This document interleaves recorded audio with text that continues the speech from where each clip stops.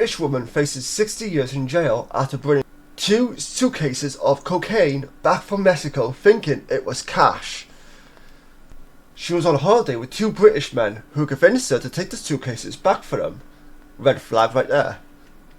Kim Hall had enjoyed her break in North America after travelling to Cancun and soaking up the sun. However, it all went wrong for the mother after she agreed to help the 2 British men she was out there with bring home 2 of their suitcases. She initially believed the bags were filled to the brim with cash, but was shocked to find it was instead full of drugs, and now she faces a hard time. The Yorkshire woman explained to the Sun that she was offered a free holiday by the 2 men when she met them in a previous trip to Portugal. As he explained, they had some real estate in Central America. On holiday, they asked her to bring back 2 suitcases with her, which they said had 250,000, 195,000 over here, of cash in them. He had a gun to my head and threatened to shoot me, and insisted that she was not a drug trafficker ahead of a court hearing on the 12th of November. Explaining her thinking, she said, "I agreed to it because there was no reason not to. It was just money and I didn't see anything wrong with it. I had no suspicion that this was about drugs." After a mix-up with flights, the men started threatening her, as they thought she was dodging their favour. As she recalled, one of them dragged me off my bed by my hair and held a handgun to my head. He said, "I'll effing shoot you." It was the most frightening thing I've ever experienced. They had taken her phone and passport off her, but after returning there, she got on a flight to the US, was then stopped by Homeland Security officials at Chicago when she was catching a connecting flight on her way home. She was then questioned over why she had 2 bags with her. They then discovered the drugs when they opened up one of the cases. As she described, it looked like pepper mash and was coated in some type of oil. My next thought was, is that cheese? They started to tear the cases apart and handcuffed me and took me into a room. I knew by then I had been set up. I was in shock. It was such a bizarre feeling, like I was watching someone else in a film, she explained. Collapsing into tears and having a panic attack, she called her parents before being told she would be deported and thrown into the slammer. Turning down a lawyer as she was telling the truth, so I don't need one. Bad mistake right there. She was kept in Cook County Jail, where the likes of John Wayne Gacy and Al Capone had been inmates in the past. Even if you are telling the truth, you have no law experience, especially when you're in a foreign country as well. The best thing to do is always have a lawyer with you, even if it might be expensive. Always have a lawyer. I mean, why the hell would you not? Like, there's no way you're going to defend yourself in a proper way in this sort of situation. And there's no way where you're going to come out of this looking like a victim. The best thing to do is always have a lawyer, in my personal opinion. Or just don't get caught up in this sort of situation in general, but that's another story for another day, I suppose. Possession of a controlled substance and intent to deliver it. With the amount she was found with was classified as a Class X felony, the top bracket of sentencing, meaning she faces 50 to 60 years in prison.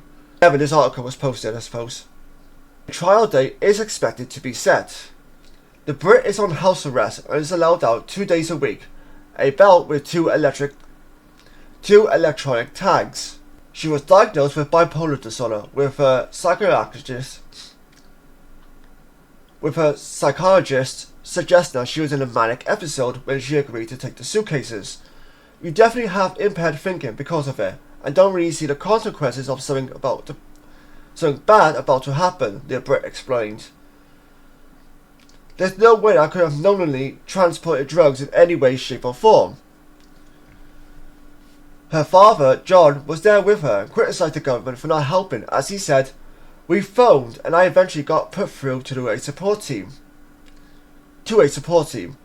But they said they are not allowed to get involved with criminal investigations." I said she desperately needs help. I explained this to all of them, and all they did was give me a list of charities to contact. Nobody helped. I'm disgusted with the British government. Yeah, well, take a number. A lot of people are disgusted with the British government, but that's a story for another day. A Foreign Office spokesperson responded to the family's claims, stating to Live Bible, stating to Lad Bible, "We are supporting a British woman on bail in the US and in touch with the local authorities." So no doubt a very crazy and complex story. You know, I'm reading this and I'm trying to think of all the possibilities in my head where she could possibly be telling the truth, or where she could just make up some excuse to the point where she's trying to cover her own ass, which is, you know, more likely the case. Obviously, I don't know anything about her, so I can't really judge the fact. So I can't really say for sure, yeah, she's absolutely lying, or no, she's telling the truth. In my opinion, that's where the complexity comes into it. Now, I'm sure at the beginning as well, when she met these guys in Portugal, where they offered her a free holiday to the States, she probably thought nothing of it. Like, oh, that's really kind. You know, that's really sweet and generous, blah, blah, blah. And, you know, she probably did look up the fact that they were, and they claimed to be in real estate, and she probably did a Google search to make sure that was confirmed. Maybe not, I don't know. And she probably thought, okay, well, you know, if she did do a Google search, they're telling the truth and they are actually legit. Even though anyone can make like a fake website and claim that, you know, they're working in this sort of line of work when really they're not and doing something else instead. That's like a cover-up sort of thing.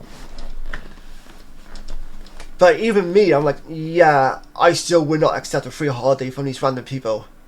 Even from like a holiday estate, like an agency or whatever, I still wouldn't accept a free holiday. Unless I won some sort of competition at that point, maybe. Even then, it could be a scam for all you know, so there's that. And obviously right now, we don't know anything about the other guys who are involved in the story. You know, in my opinion, if I was her, I would have gotten a lawyer and tried to plead a deal. Might not be the most popular thing to say, but that's how I would probably have played this situation. Like, look lady, you're facing up to like 15 to 60 years in prison. And I think she's got kids as well. I think I've seen somewhere that she has kids. So you're not going to see your kids for a hell of a long time. If at all, ever again. And this is where a lawyer would have been handy to her. And especially if she's got mental health issues as well. At least then, maybe something could have been worked out for her in some capacity or another. I don't know. Like, maybe she gives up these guys' identities and their names and whatnot, if they are using, like, real names. And then she gets put into, like, a witness protection program or something. I don't know. Maybe. For some reason, during my last video, the ending, for some reason, cut off. So I couldn't actually finish the complete editing of the video. So I'm just recording this brief little intro to explain what happened. And what I basically was saying is that, what I was about to say in our last video was, let me know your thoughts on this topic of this episode, which will be connected into the episode I'm talking about, if that makes any sense. So this video right here would be connected, edited into the video I'm currently editing, to do with the story, to do with Kim Hall. So let me know your thoughts down below. Until next time, take care, have a wonderful day, and I'll see you guys soon. Bye bye for now.